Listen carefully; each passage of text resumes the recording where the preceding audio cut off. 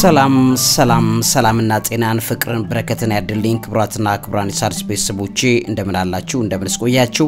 ያላችሁት በሣድስ ሚዲያ ዝግጅታችን ላይ ነው ዛሬ በጣም ጠቃሚ አራት መረጃዎችን ይዤላችኋለሁ አንደኛው ይሄ ወጠጤ በጣም የሚያሳዝን ሰዶማዊ ተግባር በከተማ ውስጥ እየከወነ ያለ ማን ነው ሊከለክለው የሚችለው በጣም የገረመኝ በጣም ተደጋጋሚ ቪዲዮዎችን እየለቀቀ ነው ሰዶማዊ የሆነ ተግባር የሚያሳይ ይሄ ነገር በነገራችን ላይ ሆን ተብሎ እየተሰራ ያለ በሰዶማውያን ማህበር ስፖንሰር የሚደረግ አደገኛ ፕሮጀክት ነው ወደ በኋላ አካባቢ በደንብ አድርጌ ተንትኛ ያሳያችኋለሁ ከነ ዶክመንቱ ይሄ ልጅ ኦልሞስት እንደዚህ አይነት ጸያፍ ነገር እየከወነ ማን የትኛው ፖሊስ ነው መከልከል ሊከለክለው ያልቻለው እንዴት እንደሆነ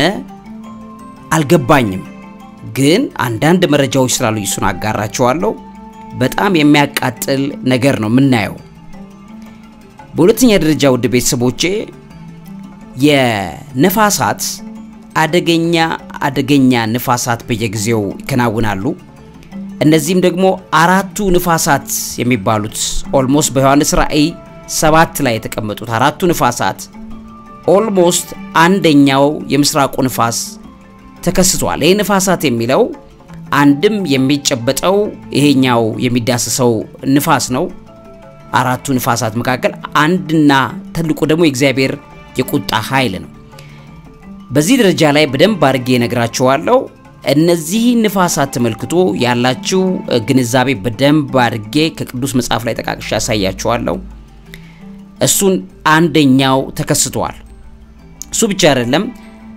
ከኪሎግራማቸው ከ50 በታች የሆኑ ሰዎች ከቤት እንዳይወጡ እንትን ተጀምሯል ቅስቀሳ ማለት ነው ይሄ ጉዳይ ምንድነው በሚለው ዙሪያ ላይ በደንብ አድርጌ አሳያችኋለሁ ቤተሰቦቼ ከዛው እንግዲህ ያው ፕሬዝዳንት ትራምፕ የሚባለው ሰው እንደምታውቁት ከሰሞኑ በራሱ አንድ ከዚህ ከማዕቀብ ጋር ማለት ነው ከዚህ ከታሪፍ ጋር ተያይዞ ያወጣው ብዙ አይነት ወጣ ገባ የሆኑ ቁልቁለትና ዳገቶች አሉ በአሜሪካ የምትኖሩ የሣድስ ቤተሰቦች ይሄ ነገር ይጠቅማቸዋል በተሰሙት በጣም ጥሩ ነው ስለዚህ ዛሬ ደግሞ እያለ ያለው ትራምፕ ሌላ ሐሳብ ነው ይዞ የመጣው ከትላንት ወዲያ በተለይ በስማርትፎኖች ላይ በኮምፒውተሮች ላይ የተጫነውን የነበረውን ታሪፍ ለማንሳት ነው አሁን ደግሞ መልሼ እንደገና ጭነዋለው እያለ ነው ያለው ይሄ ጉዳይ ምንድነው ከምን ጋር የተያያዘ ነው የሚለው ነገር በደንብ አሳያችኋለሁ በኪሎግራም ቀጫጫ የሆኑ ሰዎች ከቤት እንዳይወጡ የተከለከለበትንም ጉዳይ በደንብ አድርጌ እጠቁማችኋለሁ ለዚህ አምሮ ምግብ አዘጋጅና አቅራቢ መምህርና ጋዜጠኛ ቢይልማ አብረን ቆይታ እናድርግ ዕውቀት ታላቁ እግዚአብሔርን ታከብራለች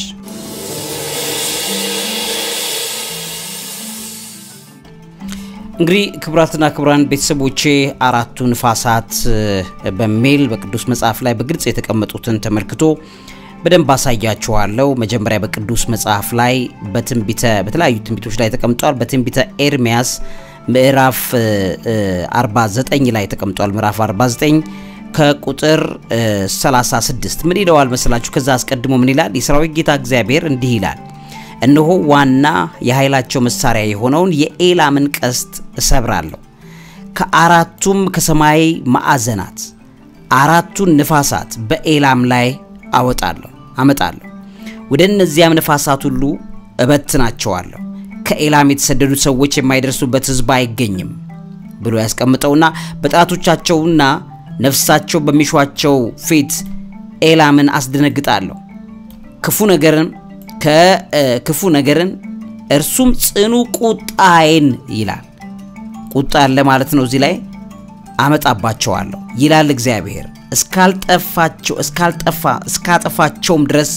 በኋላቸው ሰይፍ ሰድባቸዋለሁ ብሎ በኤላም ያለውን ጉዳይ ተመልክቶ እዚህ ጋር ያስቀምጣል የመጨረሻው ዘመን ትንቢት ነው ሌላኛው በትንቢተ ዘካርያስ ምዕራፍ 6 ላይም ተመሳሳይ ስለ አራቱ ንፋሳት በደንብ አድርጎ አስቀምጦታል እሱም ደግሞ ከቁጥር 1 ጀምሮ ተመልሼ አይኖቼን አነሳው እነሆም አራት ሰረገሎች ከሁለት ተራራ መካከል ሲወጡ አየው ተራሮቹ ሚናስ ተራሮች ነበሩ አለ በፊተኛው ሰረገላ መጋላ ፈረሶች በሁለተኛው ሰረገላ ዱሪ ፈረሶች ነበሩ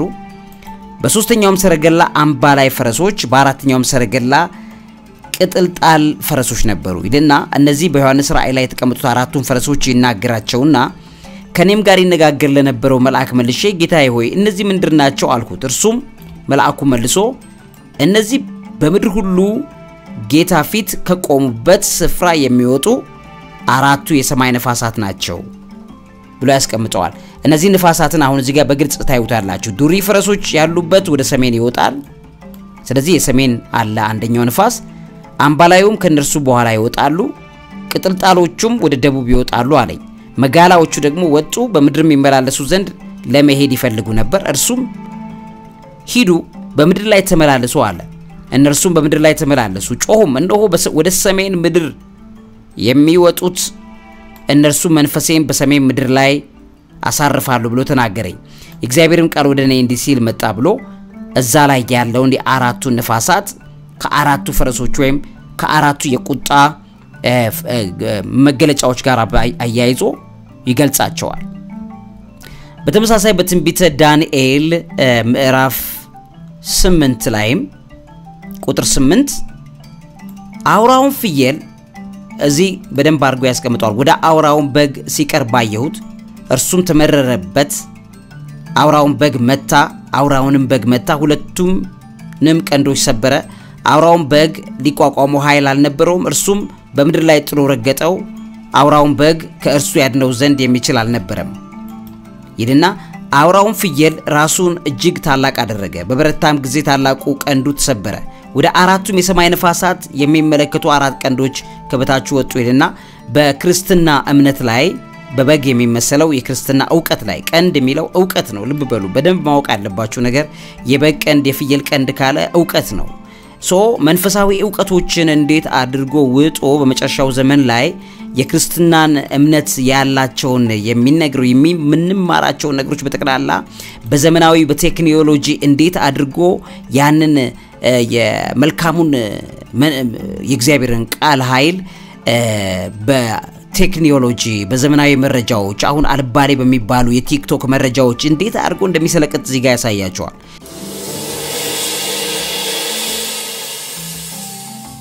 ከዛ ይሄ አውራው ፍየል አሁን መጨረሻው ዘመን ላይ በፍየል ቀንድ አውሬው የሚመለክበት ማለት ነው ስለዚህ ያው ቀንድ የሚለው መረጃ ነው ዕውቀት ነው የሰዎችን አእምሮ መቆጣጠሪያ መንገድ ነው ስለዚህ በበረታውም ጊዜ ታላቁ ቀንዱ ተሰበረ አለ ወደ አራቱም የሰማይ ነፋሳት የሚመለከቱ አራት ቀንዶች ከበታቹ ወጡ ብሎ እንደገና ደግሞ የተለያዩ የመረጃ ሶርሶችና ሰዎችን ማይንድ ኮንትሮል ማድረጊያ ሜካኒዝሞች በየስፍራው እንዴት አድርገው እንደሚወጡ አራቱ ቀንዶች ይላቸው እሱ በሌላ ፕሮግራም ማየት እንችላለን ያንን በዚህ ፕሮግራም በዚህ ሁኔታ ላይ ያሳየዋል ይሄም እንግዲህ በኦሪት ዘመን ላይ ዳንኤል በተመለከተ ጊዜ ያየው ራእይ ነው ስለዚህ ይሄንንም እዚህ ጋር ሲያስቀምጠው ከእነርሱም ከአንደኛው አንድ ታናሽ ቀንድ ወጣ ወደ ደቡብም ወደ ምስራቅም ወደ መልካሚቱ ምድር እጅግ ከፍ አለ እስከ ሰማይም ሰራዊት ድረስ ከፍ አለ ከሰራዊትና ከከዋክብትም አያሌዎችን ወደ ምድር ጣለ ረገጣቸው እንግዲህ እዚህ የከዋክብት አምልኮት ሌሎቹም በመጨረሻው ዘመን ጥንቆላው ምኑ እዚህ ጋር ይታያቸዋል ሶ ነፋሳት ብሎ አራቱ ነፋሳት እዚህ ጋር ሲያስቀምጥላችሁ በምን ቅርጽ እንዳስቀምጠውም ትመለከታላችሁ ሌላኛው በመጽሐፍ ቅዱስ ላይ ስለ አራቱ ነፋሳት ትንቢተ ሕዝቅኤል ምዕራፍ 37 ላይም እንደዚሁ አስቀምጦታል ምዕራፍ 37 ከቁጥር 9 ከዛም አስቀድሞ እኔም አየው እነሆም ጅማት የነበረባቸው ስጋም ወጣ ቁርበትም በላያቸው ተዘረጋ ንፋስ ግን አልነበራቸውም ትንፋሽ ግን አልነበራቸውም ይላል ሶ እዚህ ጋር ያየው ራእይ በደንብ በግልጽ ያሳያቸዋል በወቅቱ በግን እዚህ ጋር አስቀምጦ በእነዚህ አጥንቶች ላይ ትንቢት ተናገር እንዲም በላቸው እናንተ የደረቃችሁ አጥንቶች የእግዚአብሔርን ቃል ስሙ ጌታ እግዚአብሔር ለነዚህ አጥንቶች እንዲህ ይላል እነሆ ትንፋሽን አገባባቸዋለሁ በሕይወትም ትኖራላችሁ ጅማትም ሰጣቸዋለሁ ስጋንም አወጣባቸዋለሁ በእናንተ ላይ ቁርበት ተዘረጋለሁ ትንፋሽም አገባባቸዋለሁ በሕይወትም ትኖራላችሁ እኔም እግዚአብሔር እንደሆንኩ ታውቃላችሁ እንዳዘዘኝም ትንቢት ተናገሩ ስናገር ድምጽ ሆነ እነሆ መናወጥ ሆነ አጥንቶችም ከአጥንት ጋር ተቀራረቡ እኔም ማየሁ እነሆ ጅማት ነበረባቸው ስጋም ወጣ ቁርበትም በላያቸው ተዘረጋ ትንፋሽ ግን አልነበራቸውም ይላል ከዛ በኋላ እርሱም የሰው ልጅ ሆይ ትንቢት ተናገር ለነፋስ ትንቢት ተናገር አሁን እዚህ ጋር ለነፋስ ትንቢት ተናገር ብሎ ኃይል ለሚሰጥ አካል ያሳያል። ስለዚህ የነፋስ ፐርፐዝ እዚህ ላይ ደግሞ ከቅድሞቹ የተለየ እንደሆነ ደግሞ እዚህ ጋር ታያላችሁ። ለነፋስም ጌታ እግዚአብሔር እንዲላል ነፋስ ሆይ ከአራቱም ነፋሳት ዘንድ ና፣ እንደዚህም የተገደሉት በሕይወት ይኖሩ ዘንድ እፍ በልባቸው በል አለኝ። እንዳዘኝም ትንቢት ተናገርሁ፣ ትንፋሽም ገባባቸው። የሚገባ እስትንፋስ ኃይል ነገር እዚህ ጋር ታያላችሁ። ገባባቸው ሕያዋንም ሆኖ እጅግም ታላቅ ሰራዊት ሆነው በእግራቸው ቆሙ ይልና እዚህ ጋር ያስቀምጣል ማለት ነው። ስለዚህ የሰው ልጅ ሆይ እነዚህ አጥንቶች የእስራኤል ቤት ሁሉ ናቸው ብሎ ያስቀምጣል። ስለዚህ እነዚህ አጥንቶች የእስራኤል ቤት ተበታትነው የነበሩ እስራኤላውያን ላይ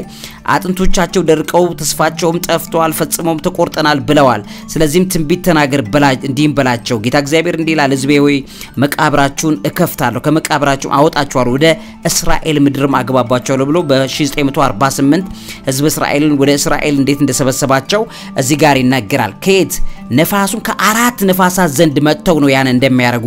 አርገው የሚያሳየው። ስለዚህ አራት ኃይላት ይታያቸዋል ማለት ነው። እዚህ ጋር እነዚህን እስራኤላውያንን ደግፈው አሜሪካዎቹ ደግፈው ሌሎቹ ደግፈው እንደዚህ ደጋግፈው የተባበሩት መንግስታት እውቅና ሰጥቷቸው በዚህ ቦታ ላይ እንዴት እንደቆሙ በዚህ ቦታ ላይ ያለው ነገር ያሳያቸዋል ማለት ነው። ኤስ ያሳይ እንግዲህ ሌላኛው አተረጓጎም እዚህ ጋር ደግሞ ሌላ ነገር እንዳለው ያሳያቸዋል ማለት ነው። እንደገናም ደግሞ በትንቢተ ዳንኤል ምዕራፍ 7 ላይም ቁጥር 2 ከ1 ጀምሮ በባቢሎን ንጉስ በብልጣሶር መጀመሪያው አመት ዳንኤል ባልጋው ላይ ህልምንና የራሱን ራእይ ያየ፣ ከዚያም በኋላ ህልሙን ጻፈ፣ ዋነኛውም ነገር ተናገረ ይልና ዳንኤል እንደተናገረ እንዲህም አለ፣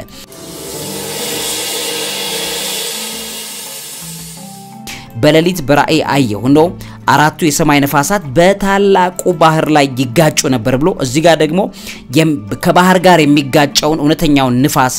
እዚህ ጋር ደግሞ ይናገራል ማለት ነው። አራቱም ታላላቅ አራዊት ከባህር ወጡ፣ እያንዳንዱም ልዩ ልዩ ነበረች። መጀመሪያይቱ አንበሳ ትመስል ነበር፣ የንስርም ክንፍ ነበራት፣ ክንፎቿም ከእርሷ እስኪነቀሉ ድረስ አይ ነበር። ከምድርም ከፍ ከፍ አደረገች፣ እንደ ሰውም ሁለት እግር እንድትቆም ተደረገች፣ የሰውም ልብ ተሰጣት ይልና እዚህ ጋር ያስቀምጣ የድብ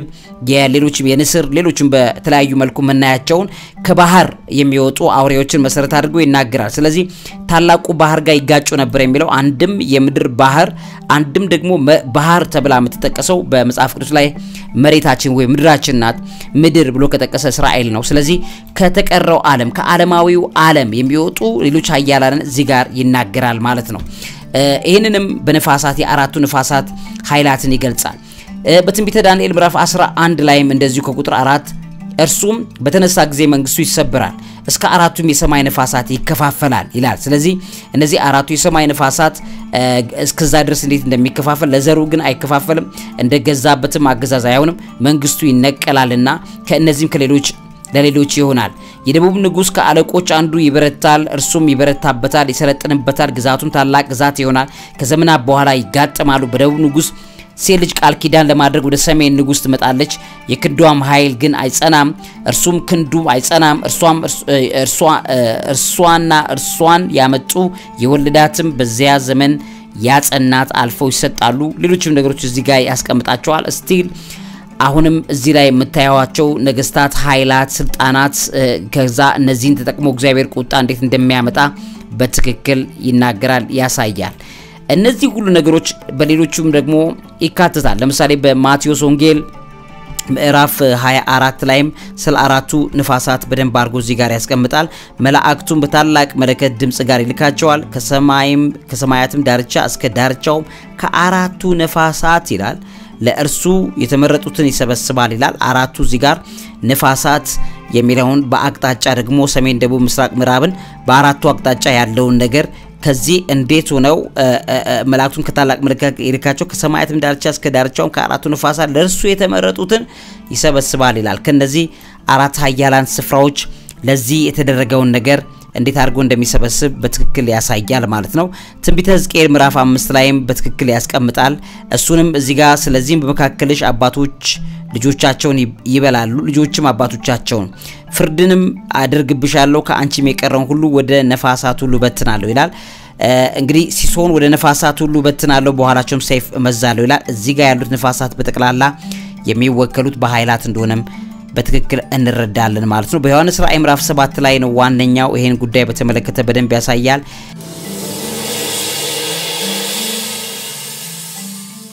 ከዚህም በኋላ በአራቱ በምድር ማዕዘን ቆመው አራት መላእክትን አየው እነርሱም ነፋስ በምድር ቢሆን ወይም በባህር ወይም በማንም ዛፍ እንዳይነፍስ አራቱን የምድር ነፋሳትን ያዙ ይላል ስለዚህ እነዚህ ነፋሳት እንደተገደቡ እዚጋ ታያላችሁ የሕያው አምላክ ማህተብ ያለውም ሌላ መልአክ ከሰማይ መውጫ ሲወጣየው ምድርንና ባህርን ሊጎዱት ከተሰጣቸው ለአራቱ መላእክት በታላቅ ድምጽ እየጮኸ የአምላካችንን ባሪያዎች ግንባራቸውን እስክናትማቸው ድረስ ምድርን ቢሆን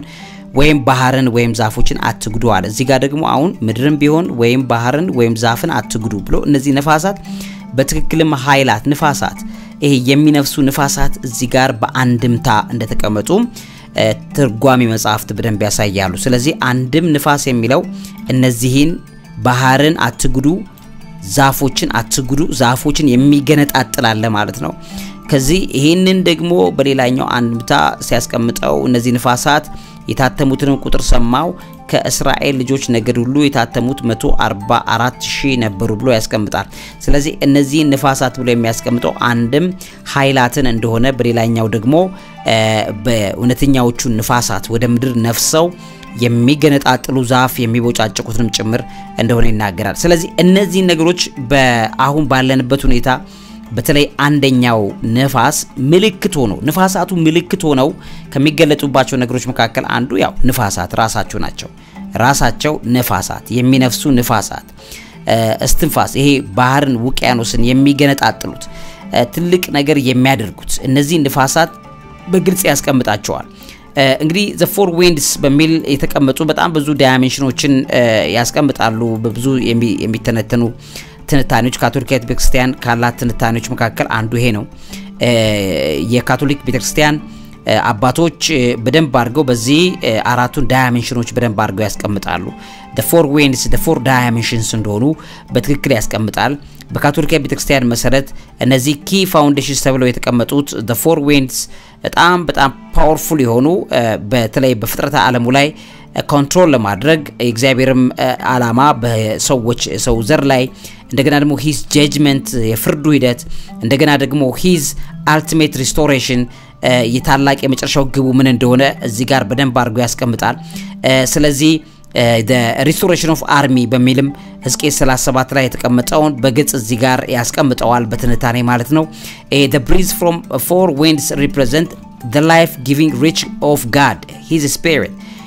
which brings dead bones to life የእግዚአብሔር ሕያው ቃልን እንደ አንድ ነፋስ ትርጓሜ አርጎ እዚህ ጋር በደንብ ያስቀምጠዋል እሱንም በትክክለኛ በዕብራይስጥ ቃል ይሄን ቃል ሮሽ ብሎ ነው የሚያስቀምጠው ይሄ ነፋስ የሚለውን ሮሽ ይለዋል በዕብራይስጥ ቋንቋ ሮሽ የሚለው a versatile Hebrew word encompasses with breath መተንፈስ ትንፋሽ wind spirit ነፋሳት መናፍስት ቅዱሱ የእግዚአብሔር መንፈስም ጭምር ማለት ነው የኃይል የቁጣው መንፈስ underscoring the interconnectedness of the physical life ይሄኛው underscore አርጎት ግን የphysical life natural elements and divine presence in the biblical thought ይሄኛውን የሚጨበጠውን ዓለም ከመንፈሳዊ ዓለም አንፃር እንድንረዳ የሚያረጉ መንፈሳዊ ቃላቶችን ኃይሎችን እስትንፋሱን የእግዚአብሔርን ቃል ኃይልን እዚህ ጋር ከአራቱ ነፋሳት መካከል አንዱ አርጎ እንደሚያስቀምጠው እናያለን the four winds bring Israel from a state of despair and days to the renewed life and strength በቅዱስ መጽሐፍ ላይ ቀደም እንደተናገረው ኃይል ብርታት ሲሰጣቸው በደንብ ያሳያል በእነዚህ የአራቱ ነፋሳትን አትሪቢዩት ደግሞ ሲያስቀምጣቸው የሰሜን የምስራቅ የምዕራብ የደቡብ ንፋሳት ብሎ እንደሚያስቀምጣቸው የካቶሊክ ቤተክርስቲያን አስተምሮት በደንብ አርጎ እዚህ ጋር ያስቀምጣል የሰሜኑን ንፋስ ያስቀምጠዋል እዚህ ጋር the north wind is often associated with cold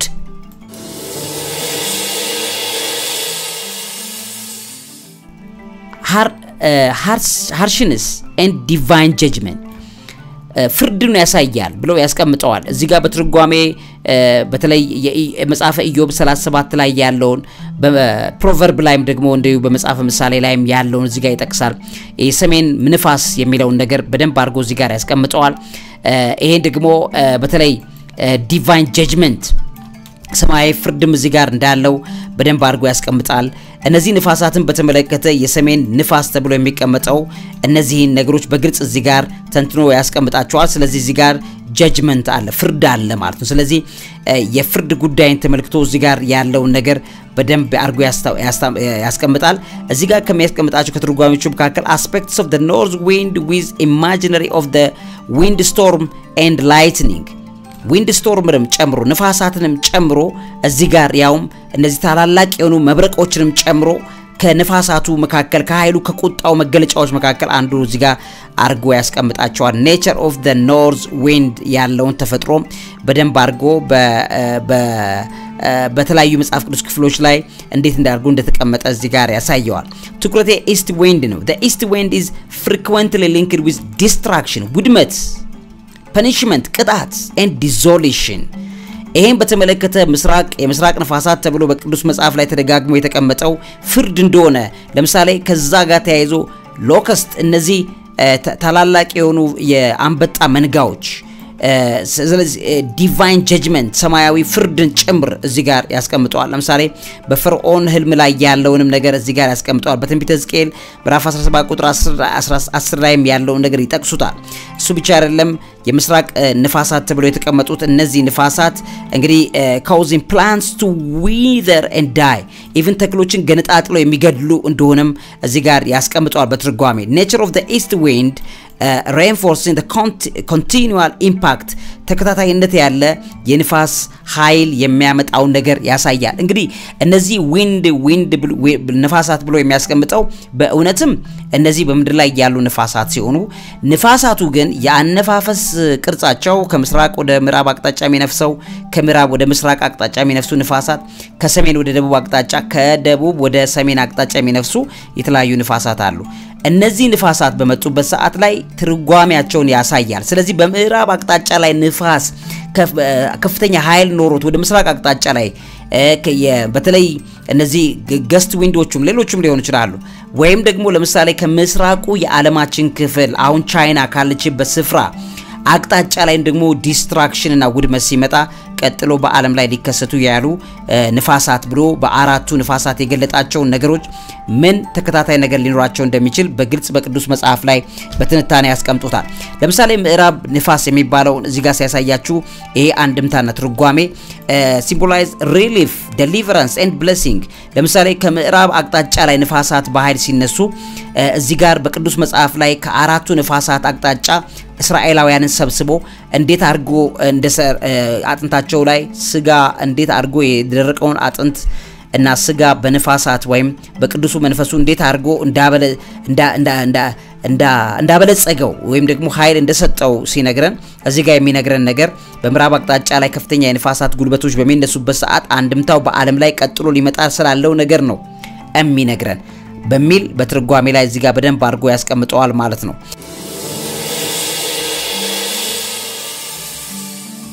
ስለዚህ እነዚህን ትርጓሜዎች በቅዱስ መጽሐፍ ላይ በደንብ ተተንትነው ተቀምጠዋል። አሁን ምንድነው የሆነው ብላችሁ ብትሉ የዚህኛውን እውነተኛው ነፋስ ሪፕሬዘንቴሽን ወይም ውክልና ፊዚክ ወደ ሆነው ዓለም ላይ ቀጥሎ በዓለም ላይ ሊመጣ ስላለው ነገር የተነገረ አደገኛ ነገር በቻይና ተከስቷል። ከፍተኛ የንፋስ ቅጣት ማለት ነው። ይሄ ንፋስ አንድምታ ነው ማለት እነዚህ አንድምታዎች ናቸው አራቱ ንፋሳት። ስለዚህ ታላቁ ንፋስ በተነሳበት ሰዓት ቀጥሎ በዓለም ላይ የሚመጡ ነገሮችን ያሳየናል። እንግዲህ ምንድነው የሆነው ውድ ቤተሰቦቼ በቻይና በጣም አደገኛ ንፋስ ተከስቷል። በጣም አደገኛ ኤክስትሪም ነው። በጣም ብዙ ከተሞችን ዲቫስቴት ያደረገ ያወደመ ነው። እንግዲህ የቻይና በጣም የሚገርም ውድመት ያሳየ የንፋሱን ጉልበት በጣም ዘግናኝ የሆነ ከዛም አልፎ ሰዎች ከቤት እንዳይወጡ በተለይ ኦልሞስት ዝቅተኛ ኪሎግራም ያላቸው ሰዎች ከቤት እንዳይወጡ የተከለከለበት ንፋስ ነው። በዚህ ንፋስ የተነሳ በጣም ብዙ ሰዎች ጠርጎ የመውሰድ ሰዎችን በአካል ጠርጎ የመውሰድ ጉልበት ያለው ንፋስ ነው። ይሄ ንፋስ እንግዲህ ቻይና በቻይና አቅጣጫ ላይ ኤክስትሪም የሚባል ንፋስ ነው። ኤክስትሪም በጣም ከባድ የሚባል እየገነጣጠለ የሚሄድ ታላቅ ንፋስ ነው። ይሄ ንፋስ የምን ንፋስ ነው? የምስራቁ ንፋስ ነው። ቻይናን በኃይለኛው ደረጃ እየገነጣጠለ ሰዎች እኮ ከ50 ኪሎ ግራም በታች የሆኑ ሰዎች ከቤት እንዳትወጡ ተብሎ ታግደዋል። ዜናዎቹ እንደሚያሳዩ Beijing tells residents to stay home as a strong winds hit China. ሰዎች በቤታቸው እንዲቆዩ ማስጠንቀቂያ ወጥቷል ማለት ነው። especially በኪሎግራም ቀጫጫ ሰዎች እንዳይንቀሳቀሱ የሚያደርግ ማለት ነው። Beijing residents were told to stay home. Tourist sites were closed and thousands flights were cancelled across the country. ብዙ ጉዞ ተሰርዟል በቻይና ውስጥ ማለት ነው። ይሄ ምን ንፋስ ነው? የምስራቅ ፊዚካሉ ንፋስ ነው ማለት በአካል ያለው ንፋስ ነው። ግን መንፈሳዊ ውክልናው ደግሞ በምስራቅ አቅጣጫ ይሄ ከፍተኛ ንፋስ ከተነሳ በአለም ላይ ቀጣይ ከባድ ዲስትራክሽን ይሆናል ማለት ነው። ውድመት ይሆናል። ሌሎች ታላላቅ ነገሮች ተከታትለው ይመጣሉ። አንድምታውያን ነው የሚያሳየው። ብዙ ጥናቶችን ብዙ ነገሮችን ሳነብ ነበር ከየቤተ እምነቱ ያሉ በሀገራችን በኢትዮጵያ ኦርቶዶክስ ተዋሕዶ ቤተክርስቲያን ተጽፈው በምስራቅ አራቱ ንፋሳት ላይ ያሉ ዶክመንቶች እዚህ በጣም ብዙ ሰርች ለማድረግ ሞክሬ አላገኘዋቸውም። ግን ደግሞ የምስራቅ የሩሲያ ኦርቶዶክስ ቤተክርስቲያን ያላትን ዶክመንት ግን አይቼዋለሁ። ተመሳሳይ ትርጓሜ ነው ያለው። ምናልባት በሀገራችን መዛግብት ወይ ዶክመንት ካገኛችሁ ብትልኩልኝ በጣም ደስ ይለኛል። ከአራቱ ንፋሳት ጋር የዘመኑ ፍጻሜ ላይ ብዙ አሁን እየተጻፉ ያሉ ወይም በጣም ሲሪየስሊ ቤተክርስቲያን አባቶች ሊጽፉ ይገባል። አሁን ላይ ያሉ አባቶች ማለት ነው የዘመን ፍጻሜ ተመልክቶ እያንዳንዱ ትርጓሜ በቤተክርስቲያን አተረጓጎም መሰረት ጥንት ዶክመንቶች ስላሉ መዛግብቶች ስላሉ ትላልቅ የሚባሉ ዶክመንቶች አሉ በቤተክርስቲያን ውስጥ እነዚህን እየተጣቀሰ አንድ የቤተክርስቲያን መምህር ሊጽፈው ይገባል የመጨረሻውን ዘመን ትርጓሜ ማለት ነው። ምክንያቱም እነዚህ አራቱ ንፋሳት አሁን ባለው ሁኔታ ላይ የቤተክርስቲያን አተረጓጎም ምን እንደሆነ መጻፍ መቻል አለበት። ያው ለቤተክርስቲያን መምህራን ይሄን ነገር ማስቀመጥ ያስፈልጋል ማለት ነው። ይሄ በጣም አደገኛ ንፋሳት በቻይና ተቀስቅሷል ማለት ነው። ስለዚህ እነዚህ ከአራቱ ንፋሳት መካከል አንደኛው የምስራቁ ንፋስ ነው። ይሄ የምስራቅ ንፋስ አሁን በቻይና የተከናወነው ስለዚህ ከምን ጋር ያያዛል? ዲስትራክሽን ከውድመት ጋር ከፐኒሽመንት ቅጣት ዲዞሌሽን ከነዚህ ነገር ጋር ያሳያል። እነዚህ ነገሮች ደግሞ ቀጥለው ምን ይላል? እዚህ ጋር ኤግዞደስ 10:13 ላይ በደንብ አርጎ ዘጸአት 10:13 ላይ the east wind locust እንደሚያመጣ ማየት እንችላለን። ይሄን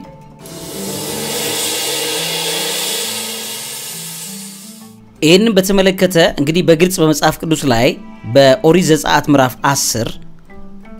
ከቁጥር የ8 ጀምሮ በደንብ ያሳያቸዋል።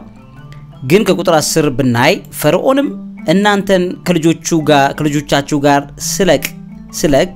እግዚአብሔር ከናንተ ጋር ይሁን፣ ነገር ግን ክፉ ነገር በፊታችሁ እንደሚሆን ተመልከቱ።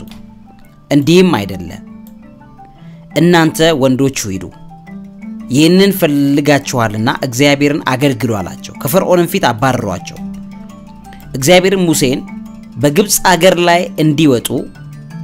ተመልከቱ። አሁን ከበረዶም የተረፈውን የምድር ቡቃያ ሁሉ እንዲበሉ ስለ አንበጣ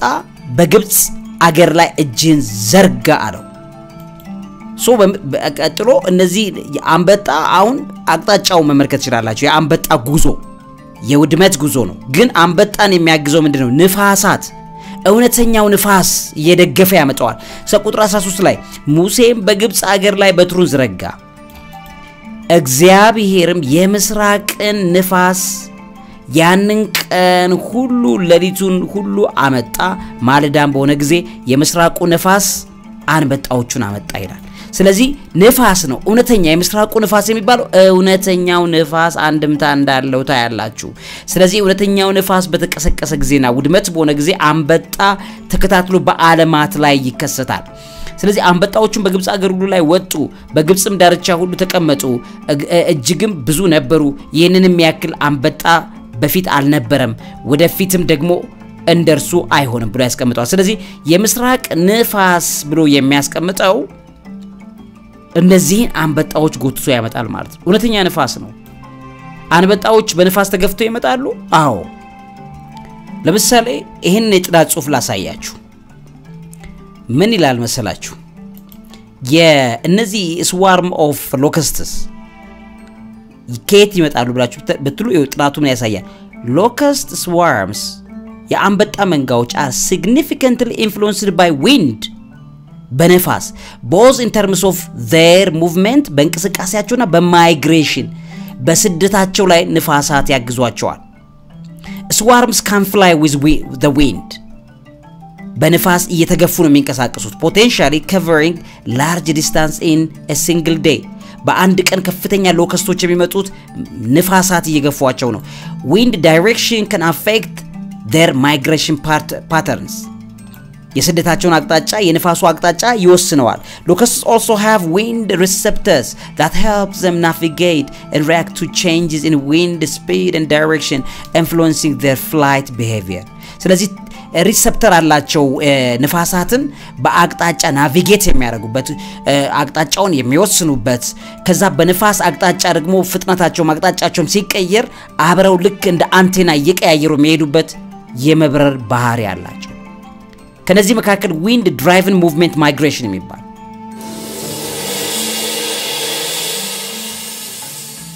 በነፋስ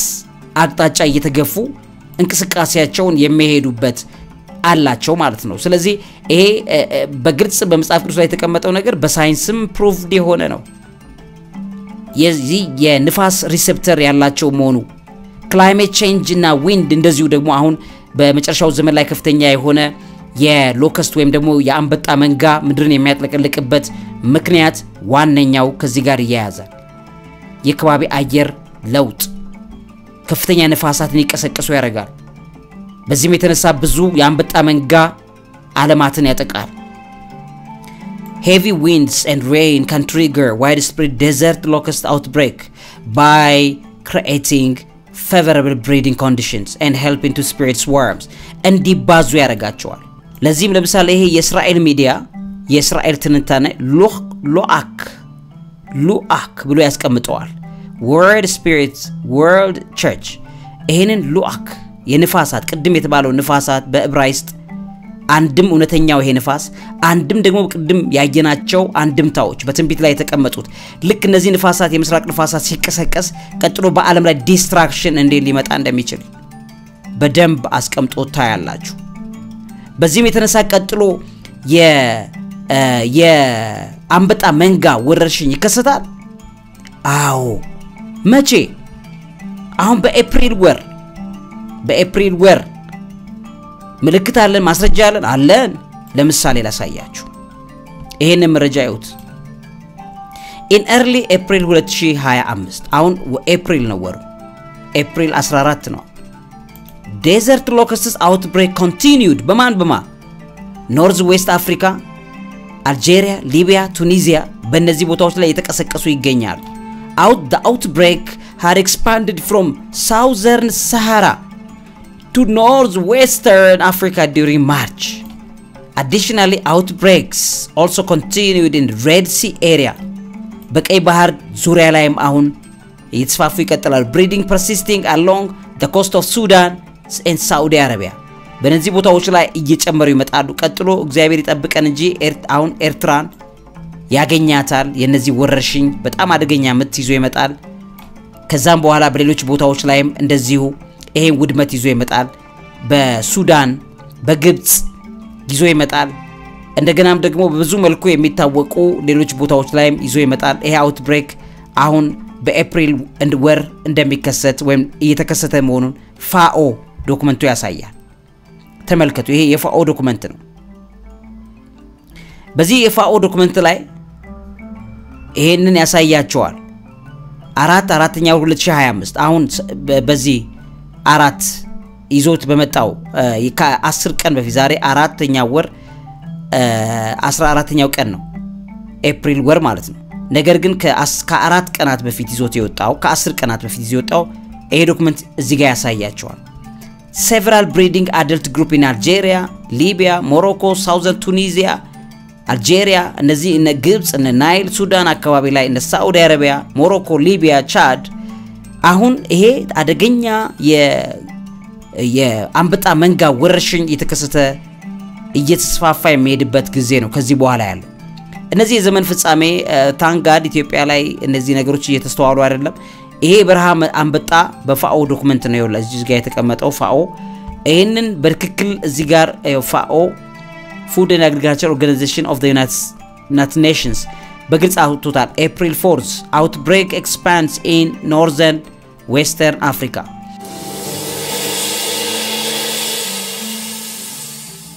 የዚህ ነገር እንግዲህ ሎከስት እንደምታውቁት እነዚህ አንበጣ መንጋ የመጨረሻው ዘመን ምልክቶች መካከል አንዱ ነው በመጨረሻው ዘመን ላይ የከባቢ አየር ሙቀት መጨመር ዝርያቸው እንዲባዛ በፍጥነት ዓለምን እንዲያጥለቀልቁ ስለሚያደርግ በከፍተኛ ፍጥነት ዓለም ላይ የሚስፋፉበትን የእነዚህን ወረርሽኞች በተመለከተ በመጨረሻው ዘመን ላይ አንበጣ መንጋን እንደ ዘመን ፍጻሜ ምልክት እንደሆነ እንድናይ ተደርገ በመጽሐፍ ቅዱስ ላይ ተቀምጧል ይሄን ከሚቀሰቅሱት መካከል አንዱ ንፋሳት መነሳታቸው ነው የምስራቅ ንፋስ አሁን በቻይና ላይ ይሄ ምልክት ሲያሳይ ቀጥሎ ወዴት አቅጣጫ ዓለም እየሄደች እንደሆነ ምልክትና ትንቢቱ እየተፈጸመ መሆኑን እንድታስተውሉ ይሄን መረጃ አካፈልኳችሁ ወደ ሌላኛው መረጃ አልፋለሁ ይሄንን ሰው ሃይ የሚለው ሰው እንዴት ጠፋ እንዴት የሚቀጣው ሰው ጠፋ ፖሊስ እንዴት ጠፋ የዚህን ሰው ተመልክቶ ሰዶማዊ ተግባር ይዞ ከተማ ላይ እንደዚህ የተመነሸነሸ እየሰራ ያለ በጣም የሚያሳዝን ጊዜ ላይ እንዳለን እንድታውቁ ያስፈልጋው ቤተሰቦቼ ስለዚህ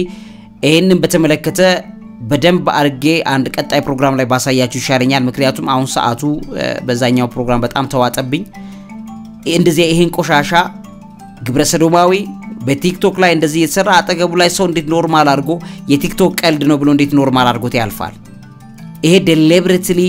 እየተሰራ ያለ በሰዎች ጭንቅላት ላይ ይሄንን ነገር ልክ እንደ ፕራንክ አይነት እንደ ልክ እንደዚህ እየሄደ ያለ ሰው የተመለከተው ምን እየሆነ ነው ብሎ ቀልሎ ለቲክቶክ መቀለጃ አይደለም it's a deliberate project እነዚህ ማለት ይሄ ይሆን አንድ አሁን ያለማመዱት ዓለም ላይ ግብረ ሰዶማውያን ናቸው ልክ አክሽናቸውን ወገባቸውን ያወዛወዙ ወንዶች ናቸው ልክ እንደ ሴት ሆነው የሆነ ሂል እየተጣሙ አፍሪካ ውስጥ ይሄንን በደንብ አርገው አስተላልፈውታል ወይ አባስተውታል ይሄንን ጉዳይ በተመለከተ ተመሳሳይ ነገር ነው ይሄ ቆሻሻ ተግባሩን እየሰራ ያለ ውድ ቤተሰቦቼ ይሄንን የሚቀጣ አካል ህግ አካል አለመኖሩ በእውነት እንዴት እንዳቃጥለኝ እኔ ነኝ ማቀው እስቲ እናንተ ይሄን ነገር በተመለከተ እንደቀላል ሳናየው ፋይት ልናረግ እንዴት እንደሚገባን ማወቅ ያስፈልጋል ይሄ ሰው እንግዲህ ያስወነጅለዋል ግብረ ሰዶማዊ ተግባር በኢትዮጵያ ውስጥ ያሳስራል ያስቀጣል ውድ ቤተሰቦቼ ይሄንን ሰው ሊቀጣ ሃይሊል የሚገባው አካል ከሌለ ነገ ከነጎዲያ ተመሳሳይ ነገሮች ተባስቶ ተመለከቱታላችሁ ስለዚህ በቀጣይ ፕሮግራሜ ላይ በዚህ ዙሪያ ላይ ቲክቶክ የሚሰራው ፕሮጀክት ምን እንደሆነ በደንብ አርጌ ያሳያችኋለሁ ለዛሬ ያለኝን ፕሮግራም በዚህ በደመደመው ጥሩ ነው ለዚህ አምሮ ምግብ አዘጋጅና አቅራቢ መምህርና ጋዜጠኛ አብይ ይልማ ዕውቀት ታላቁ እግዚአብሔርን ታከብራለች